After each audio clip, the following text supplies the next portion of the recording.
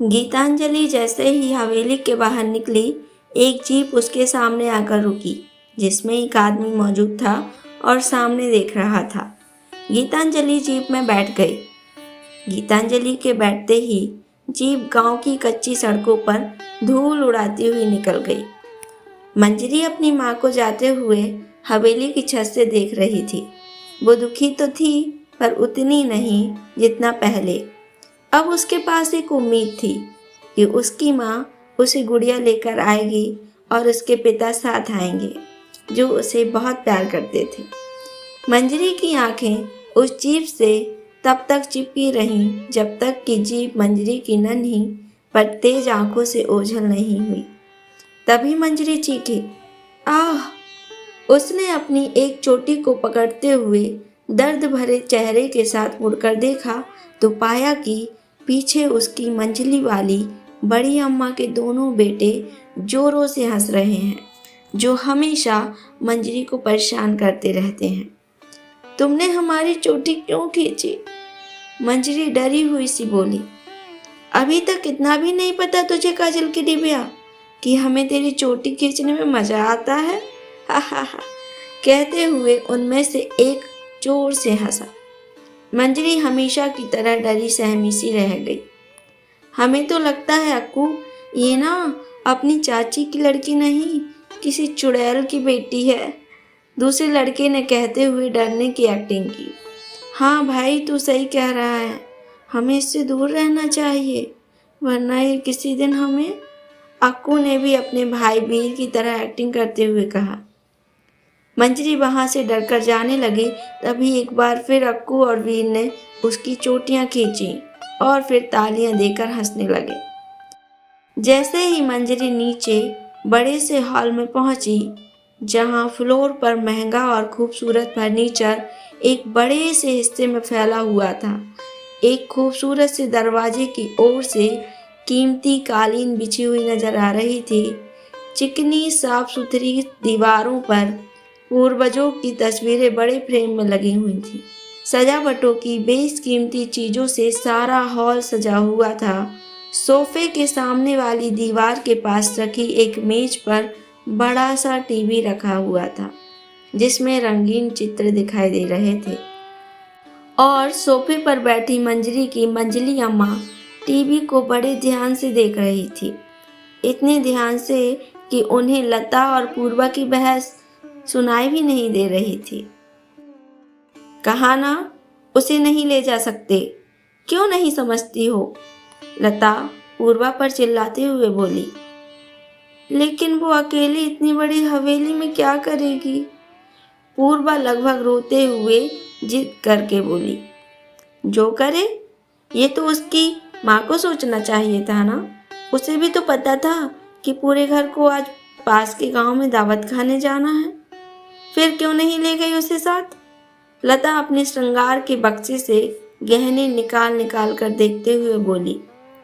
लेकिन अम्मा, ठीक है, तो फिर हम भी नहीं जाएंगे।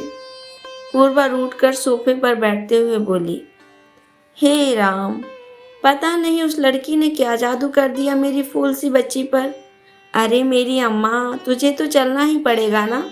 तुझे शहर वाले स्कूल में भेजने के लिए भी तो बाबूजी के दोस्त से बात करनी है ना। लता पूर्वा से बोली। नहीं अम्मा, तब तो हम और भी नहीं जाएंगे, हमें नहीं जाना हॉस्टल। पूर्वा बोली। क्या बोली? हॉस्टल नहीं जाना? यहाँ गांव में रहकर क्या करेगी? उस मंजरी की रखवाली? देख, अब मेरा दिमाग खराब मत कर और जल्दी से तैयार हो जा, लता ने उंगली दिखाते हुए गुस्से से कहा। लता का चेहरा एकदम सख्त दिखाई दे रहा था। 10 साल की पूर्वा के लिए अपनी माँ की ये डांट सचमुच डरा देने वाली थी, इसलिए वो ना चाहते हुए भी सोफे से उठ गई। रास्ते में ही सीढ़ियों पर पूर्वा मंजरी से टकराई, जो एकदम उदास सी खड़ी हुई थी। उसने पूर्वा और लता की बातें सुननी थी। पूर्वा ने दया भरी नजरों से मंजरी को देखा और अपनी मजबूरी के साथ वहां से चली गई। लता ने अपने लिए आज रात पहनकर दावत में जाने वाले गहने निकाल लिए थे। उसने अपना बक्सा बंद किया और वहाँ से अपने कमरे में चली गई। रानी का पसंदीदा सीरियल भी खत्म हो चुका था, तो वो भी टीवी बंद करके वहाँ से अपने कमरे में तैयार होने के लिए निकल गई। अब हम अकेले रहेंगे, मंजरी सोचते ही कांप सी गई। वो खूबसूरत हवेली मंजरी के लिए किसी भूत बंगले सी दिखाई देने लगी थी। नहीं, हम अकेले यहाँ नहीं रहेंगे, मंजरी बड़बड़ाई और हवेली के बाहर भागी। बाहर उसके बड़े पापा किशन किसी किसान से बात कर रहे थे। तभी मंजरी उनके पास गई और बोली, बड़े पापा। तू, क्या हुआ तुझे? किशन ने पूछा। बड़े पापा, आप लोग दावत में जा रहे हो? मंजरी बोली तो किशन तुरंत सारा किस्सा समझ गया। अच्छा काका।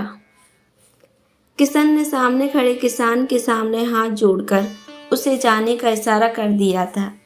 किसान वहां से निकल गया। किशन ने मंजरी को अपनी गोद में उठा लिया और बोला, तुझे डरने की जरूरत नहीं है, हम लोग दावत खत्म होते ही आ जाएंगे। तब तक तू यशोमती काकी के घर रहना, ठीक है ना? किशन ने प्यार से समझाते हुए कहा। नहीं, यशोमती काकी बहुत बुरी हैं, मंजरी मासूमियत से डरे हुए अंदाज में बोली। कोई बुरा नहीं है, तू जानती है ना, तेरी दादी तुझे साथ नहीं ले जाने देंगी। फिर क्यों ये नाटक कर रही है? चुपचाप यशोमती के पास रहना, चाहे वो बुरी हो या भली। कहते हुए किशन ने मंजरी को गोद से उतार दिया और वहां से चला गया। वो तो बहुत बुरी है, मंजरी लगभग रोने को हो गई थी। क्या है लिटेरी गांव का रहस्य? कौन है अभागिन? जानने के लिए सुनते रहिए हमारा धारावाहिक अभागिन। कहानी से जुड़े रहने के लिए हमारे चैनल को सब्सक्राइब कीजिए, लाइक कीजिए। कहानी पसंद आ रही है